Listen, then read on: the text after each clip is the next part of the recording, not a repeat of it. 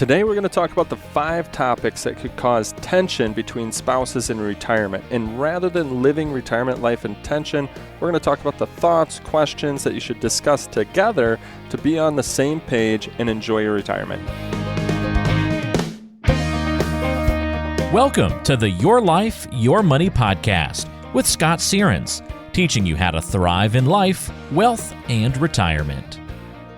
Welcome to another episode of The Retirement Show, all about your life, your money, and your taxes. I'm your host, Scott Searens, and my goal is to help you thrive in life, wealth, and retirement. And that last subject, retirement, is just what we're talking about today. We're going to talk about the potential sources of tension between couples in retirement and the questions to think about in advance so that way they don't become sources of tension. Hey, if you're new listening to the show, I highly recommend subscribe to our Insiders List. What this is it's our weekly email where we provide actionable tips regarding taxes, Social Security, and investing. What it could mean to you is helping you to reduce the taxes that you're going to pay to the IRS, help you to optimize your Social Security benefits by hundreds or thousands of dollars, and to help you be confident in regards to your retirement. Again, you can subscribe at lifemoneyshow.com. You're going to scroll down and you'll see a section there called the Insiders List. So you go to lifemoneyshow.com, scroll down, and you put your information in, hit submit, and you'll be on our weekly email list. Okay, so now if you were to go to Google and you would Google the top things couples fight about. And I actually just did this. And I just went one by one, as you know, in the little descriptions that come up. And within the top 3, each and every time it appeared to be was money. Money was that top thing that a lot of couples fight about. So now you've made it to retirement. So you've probably found your way in compromises around money with your spouse.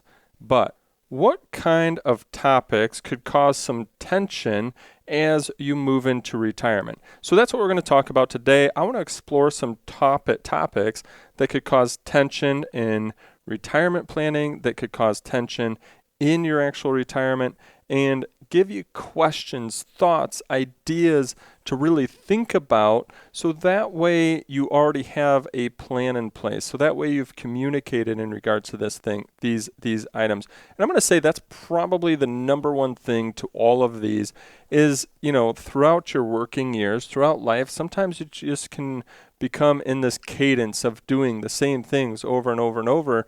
Retirement is going to be different. Retirement's going to be change. And so have you thought about your retirement?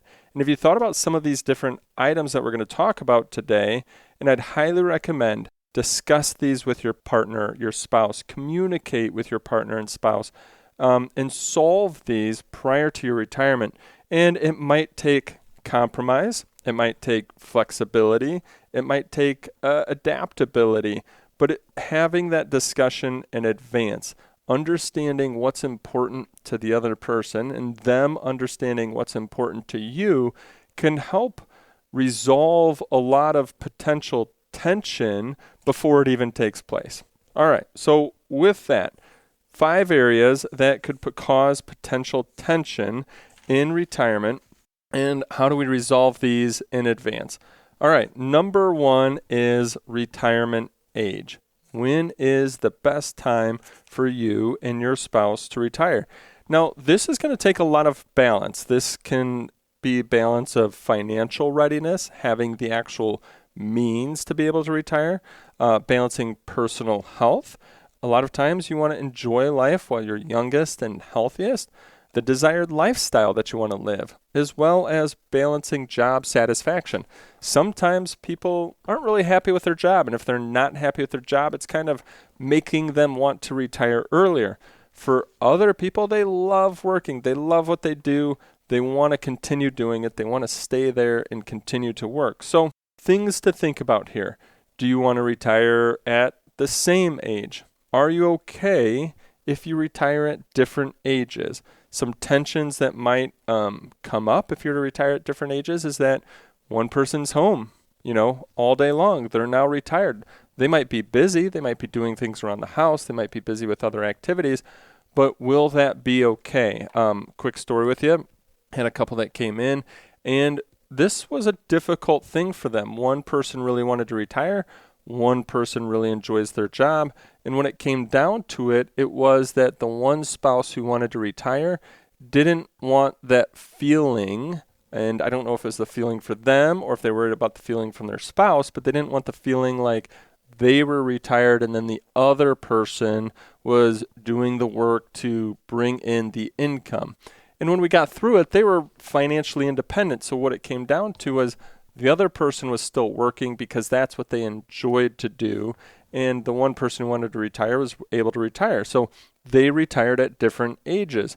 But go through that exercise. Talk about all of the feelings that you're thinking about if you retire at different ages. A few others retiring at different ages, just different age spouses. So one's going to retire in the mid-60s while the other one's still in their 50s and they plan to work. Now they've communicated about this. They talked about this. This is okay for them. But for some others, this might be difficult. This might be tough. Are you okay? Do you have a plan in place that maybe the younger spouse could retire at a younger age so that way you can both spend time together while you're youngest and healthiest and do those vacations, do those trips, do those activities together? So the first point here is, have you had a serious conversation in regards to retirement ages? Don't avoid the conversation. Think about it. And as you go through it, maybe some things to think about, again, as I mentioned at the beginning, is first off, just are you financially ready to retire? Can you afford to do so? Think about personal health. Think about the lifestyle that you want to live. Think about the lifestyle that your spouse wants to live. And then think about job satisfaction. Go through all of these things. As you start to come up with ages, is it important to you to retire at the same age? Are different ages okay? Go through these thoughts. Go through these questions. Having a joint plan, having a joint idea in regards to all of these thoughts and questions can really help you move into that next stage called retirement on the same page. Okay. Number two area that could potentially cause some tension between couples. So we want to think about this in advance as well so we don't have that tension in retirement. Number two is, what is your retirement lifestyle going to be? So have you sat down and thought about, and what I'll say is actually created a vision of what your ideal retirement will be? Do you plan to travel extensively? Are you more of a home-based person, home-based lifestyle?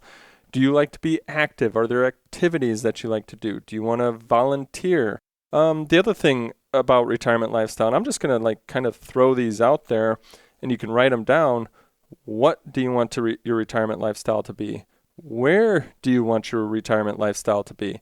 With whom do you want your retirement lifestyle to be? Meaning, not only your spouse, but are you a very social person? Is it important to you that friends are involved and families involved? Or are you more of, like I had mentioned earlier, a homebody? How much do you plan to spend on your retirement lifestyle? As people come in and we sit down and meet and they say, okay, hey, it's important to us to travel. I said, great.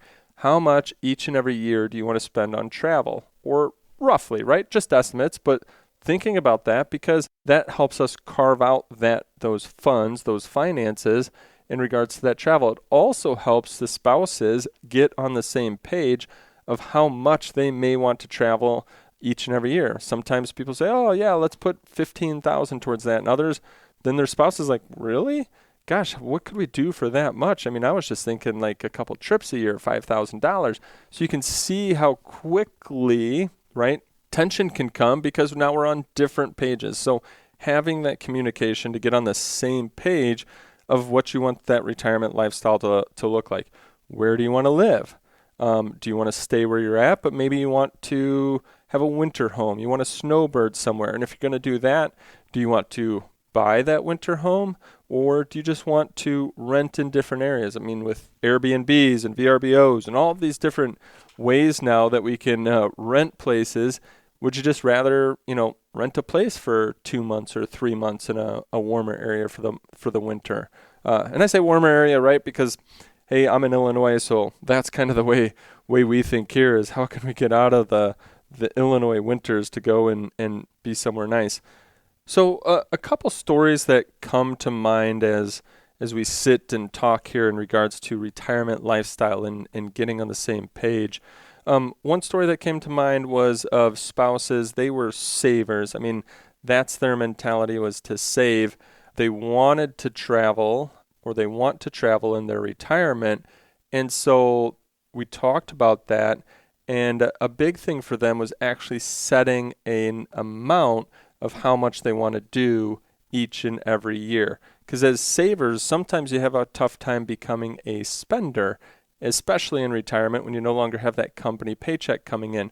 So that was one thing, was the how much. How much did they want to set aside for that travel each and every year when it comes to the retirement? Another couple that comes to mind where they just have a difference in opinions in regards to what their retirement lifestyle will come to be when it comes to travel.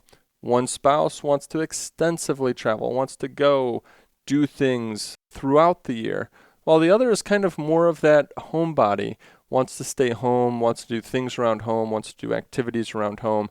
And so for them, as we're going through the process of putting together the retirement plan, they recognized this difference. And it was probably the first time that they'd really sat down and talked about it and recognized the difference. So I challenge each and every one of you, whether you're sitting down with your financial professional to do so, or just sitting down at home, having that conversation to say, okay, what's the vision for our future? What's the vision for our retirement? And as I mentioned, you can almost just title this one Retirement Lifestyle, and then what do you want to do? Where do you want to do it? With whom do you want to do it? How much do you want to do it? How much do you want to budget for it? And think about all of those different things that are important to you. Put them all on paper. Just get them out there in the air, discuss them. This is where that compromise, that adaptability, flexibility might really take place. Okay, so another area where some tension might come up if you haven't discussed it in advance is how you would handle inheritances. So this one, I'd really say, have a thought process in advance of how you might want to handle this. Because it's quite possible that you may inherit money from your parents, or you may inherit money from other family members. And as a couple, one might inherit nothing or very little, and the other could inherit millions potentially. Or you could both inherit the same amount, but that's probably highly unlikely. And so you can see how if maybe some's got, a bunch of money coming in, the other doesn't, how that could maybe lead to some tension unless you're on the same page. So I think it's really important that when it comes to potential future inheritances, that you communicate the thoughts that are in your minds. Do you look at this as individual money, or will you look at this as joint money? When you inherit this money, what are the thought processes that you're going to go through first? Are you going to pay off debts, or are you going to invest it? Or are you going to spend it on something of meaning for the person who passed away and with the person that inherited it? Do you need it for retirement?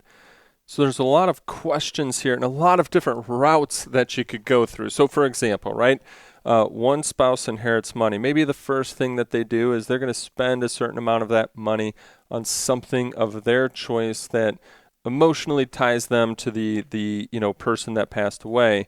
But then after that, do you just kind of have this unwritten rule in place that then you use the next portion of the money to pay off any debts, the next portion of the money towards your retirement, and then after that, after your debts are filled, your debts are paid off, your retirement plan is filled, then you can kind of use it for more fun money, right?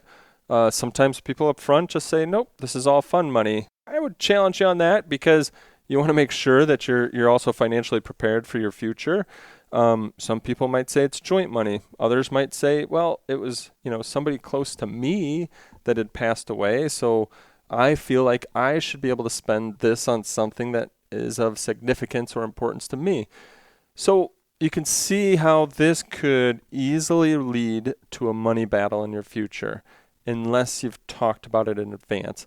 And so talk about this in advance. Have a thought process that's agreed upon on both sides in regards to how you might utilize any sort of potential future inheritance. All right, we've got a couple topics left that I want to go over in regards to topics, again, that can lead to potential tension in your retirement. So the next topic here, number 4, is have you thought about the legacy for your children? If you don't have children, well, of course, you can just skip right over this topic, but this could even be legacy for your family. This could be whom's going to get the money when you pass away. So just like all of our other topics, I want to walk you through a bunch of questions to think about, help you communicate, get on the same page. First off, is it your goal to just spend all of the money? Maybe it's not important to you to leave a legacy. Meeting with a lot of clients, some it is, and some it's important for them to leave a legacy. Some it's important for them to just try to spend as much as they possibly can, and then whatever's left is left. Or maybe it's important to you to do a combination of both. But if it's important for you to leave a legacy, have you discussed how much? Because that can really impact how much you then get to spend in your retirement, which then could adjust your retirement lifestyle. So discussing how much you want to leave. Then, do you want to give it now or just leave it after you pass away? For some people, it's important that they gift now. They maybe help out their kids or their grandkids while they're younger and helping them get their, I'll say, financial foundation correct. So that way they are then able to also be in a good place in their future where they can maybe pass on these good financial habits. But maybe that's not important to you. Maybe you just want to leave it all to them when you pass away. But have you had that conversation? Do you want to help them pay for their schooling? Maybe it's important to you to donate to a charity. Maybe that's part of your legacy as well. So I think it's just important to have communication around this one, because if one spouse is ready to write a few $1,000 check to the kids, if the other spouse isn't on board, that could totally cause some tension.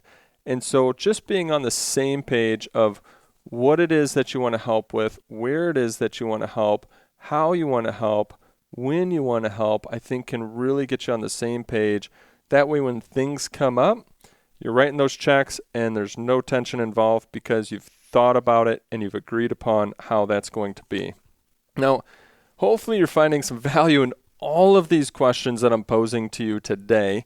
If so, like I mentioned before, sign up for our insiders list. It's our weekly email giving you actionable tips on taxes, Social Security, investing. Our goal is to help you keep more of your hard-earned money with you and in your pocket versus giving it to the IRS in taxes. Our goal is to help you maximize your Social Security, maximize your retirement. Again, you can sign up for the insiders list at lifemoneyshow.com.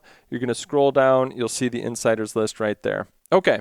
The last area that I have seen can cause some tension between spouses if they haven't communicated it in advance, but also just can lead to some stress. I'll call it stress if you haven't thought about this in advance, is how do you plan to manage your finances in retirement? Meaning, will you be a DIYer, do-it-yourselfer, manage it all on your own? And if so, do both spouses have the ability to do that? Can one person take over if one person passes away? Or is there a non-financial spouse in your situation? And then do they know what to do if the other spouse passes away? And I think it's really important for you to communicate about this, talk about your concerns in regards to this of whether or not you want to bring a financial advisor into your situation or not. And here's what I see. I see sometimes that one spouse really knows how to manage the finances. They want to do it all on their own. They don't want to hire help. They know it really, really, really well. But then guess what? The other spouse doesn't know it really, really, really well. The other spouse doesn't know where all of the money sits. The other spouse doesn't know how much income they can take out and make all of the money last. And then what does that lead to? Well, when the financial spouse passes away, it can lead to a lot of stress. It can lead to a lot of uncertainty. It can lead to not knowing where everything is. It can lead to a lot of issues when the financial spouse passes away, leaving that non-financial spouse without a plan of action. Maybe they don't know how to reduce the taxes. They don't know where to take the money out from and how to take it out. And it's tough. I get it, because when you know how to do all of those things, it's tough to go out and hire someone. So have the conversation in regards to this. Understand each other's concerns, understand each other's strengths, understand what the process will be of when you want to go and get help. Now, for some people, and this is why we have clients, they just say, hey, we both want the help in taking care of this because we don't want to have to worry about it through our retirement. We don't know how to do this. So can you help us, Scott, with, how much can we take out of our accounts and make it last? Can you help us manage our investments so our money is growing for our future? Can you help us reduce our taxes? Sometimes there is one person in the family, though, that knows how to do all of those things. And if that's the case and you're doing it yourself, then when is it that you might want to go and start getting that support, so if something were to happen to you, your spouse will be okay. Your spouse will know the plan. Have this discussion in advance. Understand this in advance, because one of the things I can see that it leads to is, while one person knows it all, the other person doesn't want to override the person who knows it all, but sits there in concern, sits there in stress, sits there, just wondering what if. And so if that's the case, at least have a worksheet in place, have a plan in place, have something to be able to give them, or a person to say, okay, if something happens to me, now go talk to so-and-so, or just doing it in advance, right? So I know I went down a whole lot of different paths there, because that's a tough subject, because I get it. People that are do-it-yourselfers, they want to continue to do it themselves. That's really important to them. But sometimes it's okay to, at some point in time, pull the trigger, hire a financial professional. That way you'll know no matter what happens, you'll be okay. So again, I'm not trying to push you one way or the other on that one. I'm just trying to say, have the conversation. And I think that's what's important to all of these, is discussing the items, communicating the items, solving these. Not to say that there'll always need to be something that needs to be solved, but having a thought process in place and solving these prior to retirement. It might require some compromise. It might require some flexibility. It might require some adaptability, because over time we can become very strong in our own mindsets in a way that we think that something might need to go. However, there's two, if you're a couple listening to this, there's two parties there. And while you both might have strong mindsets in how things might need to go, that's where the compromise comes in. So hopefully you found today's show to be of help. Maybe you can rewind it. You can go through some of those questions in each of these 5 different areas. Write those questions down. Have a great conversation with your spouse, or maybe you're in the car listening to it. Hit pause as you go, and just start talking about these items. Start talking about what your process would be. Start talking about what your strategy would be, what your plan would be, what you want to do. And I hope this leads to a happy retirement for you and your spouse. Hey, hope you enjoyed today's episode. If so, subscribe on your favorite podcast player, as we've got new episodes coming out each and every week just like this to help you in regards to your retirement, help you in regards to your taxes, help you in regards to your income. So subscribe. That way you get notified when those new episodes come out. Look forward to our next conversation, helping you enjoy life today and being financially confident about your retirement. Insurance products are offered through the insurance business Sierens Financial Management, Inc. Sierens Financial Group, Inc. is an investment advisory practice that offers products and services through AE Wealth Management, LLC, AEWM, a registered investment advisor. AEWM does not offer insurance products. The insurance products offered by Sierens Financial Management, Inc. are not subject to investment advisor requirements. AEWM and Sierens Financial Group, Inc. are not affiliated companies.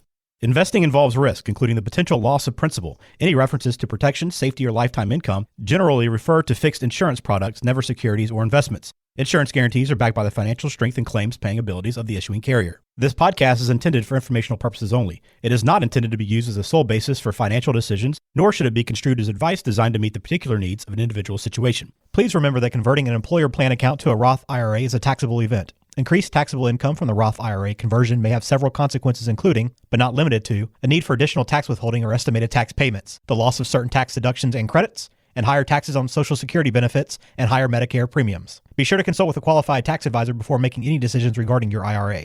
Sierens Financial Group, Inc. is not permitted to offer, and no statement made during the show shall constitute tax or legal advice. Our firm is not affiliated with or endorsed by the U.S. government or any governmental agency. The information and opinions contained herein provided by third parties have been obtained from sources believed to be reliable, but accuracy and completeness cannot be guaranteed by Sierens Financial Group, Inc.